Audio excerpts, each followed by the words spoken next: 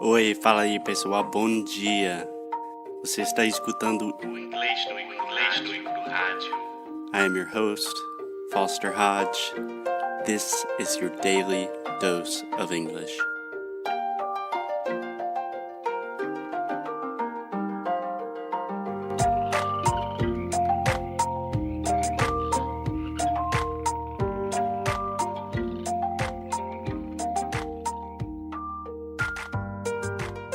Hey, mi amor.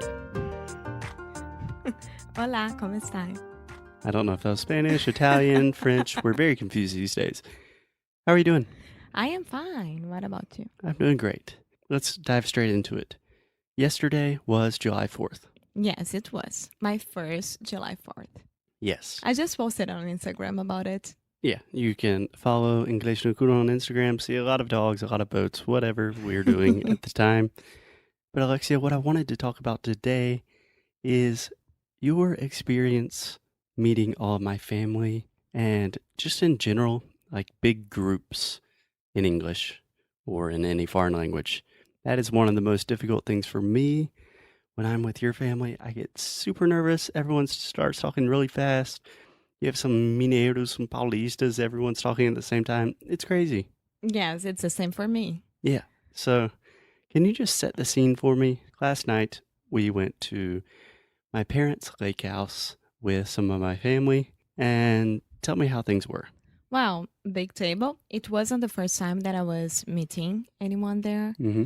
I already knew all the people. Yeah, that helps. That helps a lot. Yes, it helps. But a big table, a lot of topics going on, and a lot of people trying to talk to you, and you are trying to talk to other people. So it's a huge mess, but Yeah. it's a good mess. And don't take It's me a wrong. beautiful mess. Yes, it's a beautiful mess. It's a beautiful mess. So that's one of the most difficult things for me is whenever you're at a table, especially a table that your significant other or your girlfriend or your spouse, whatever, you're with their family, there's a big table. There are like 5 different conversations happening at the same time, and you don't know what to do. No, you just have to do one strategy, just one. Okay, you have some secret sauce you It's want to so tell easy. us about? Sit next to the person that you feel safe with. That is a great strategy. Yeah, so if you are meeting new people or going to big dinners or anything like that, sit next to the person that you feel safe with. So this person can help you out if you don't understand, help you to make conversation or anything like that. Yeah. So, for example, last night, not a super scary situation for Alexia because she's already met most of my family. She had met everyone from last night, but still sitting at a big dinner table. You're going to sit beside me, and it's nice because I know sometimes if my little cousins are talking 100 miles per hour, that I can kind of help Alexia and say, like, oh, Alexia, what do you think about this? And give her a very simplified version of that story. Yes, and there are a lot of like not internal jokes, but jokes that people Yeah. get because they live here, because they know each other Yeah. for a long, long time. And We I say don't. inside jokes. Yes, inside jokes. Yeah, I actually used to say that learning a language is just like learning one big inside joke. For example, if like I'm just starting to learn French, right now if I go to France, everyone's talking, they're laughing, they're making relationships, having romance, going on the streets, drinking wine, whatever. You want to be part of that. Yeah, and I don't understand any of it. And I'm like, what's going on? What's so funny?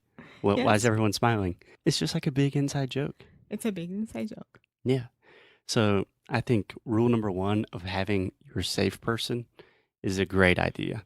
And it's just someone that you feel comfortable with. And it's really just for the initial part of any group event. Because if you're sitting with me at a table, then you start talking to everyone, then people move to different sections of the house or wherever you are, and you already are a little bit more comfortable, then you can kind of Yeah. start moving away from your safe person. Yes. Yeah. I More think- or less. Yes. Yeah. So can I give you my tip? Of course. So my tip is, I know this is hard, but try to focus on one conversation at a time. because what has happened on various occasions when I've been with Alexia's family is they're all talking about everything. Most of Alexia's family is either from São Paulo or Minas Gerais, which I learned.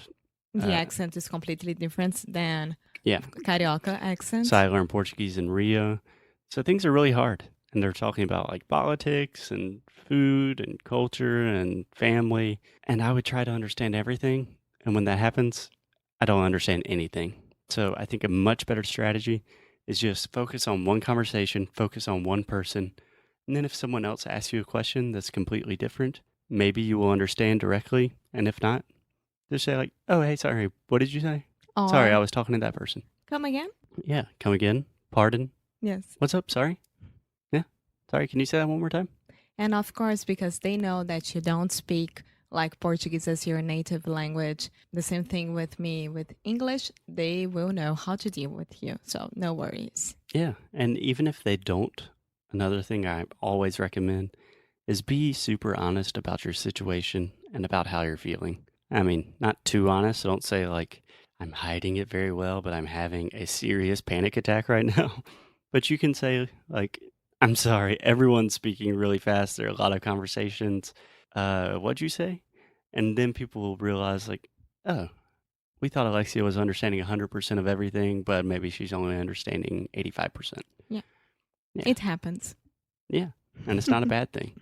No, it's not. But in general, if you try to hide it, then things just get worse and worse and worse. Yes. And just to end this podcast, I like to say that group talks, like group conversations like that with people that you don't meet every day, it's a perfect English class. Oh, it's the best. I would say the two most difficult things for me to do in Portuguese or Spanish are talking in big groups, like where everyone's talking at once, or talking on the telephone, where you can't see people talking. Yes. That's why podcasts, we love it. Yes. And my last tip, if you're really struggling with group speak, I would recommend listening to podcasts that have like interviews with several people, like round table discussions. For example, in Portuguese, sometimes I listen to like Mamilos, which has like four ladies talking at once, and you have to recognize the different voices, and it's really difficult at first, but then you start getting the hang of it. Yes. Yeah. So just to resume, step 1, find your safe person, stick close to them. Step number 2, Focus on one conversation. focus on one conversation at a time. Step 3, Use it as an English class.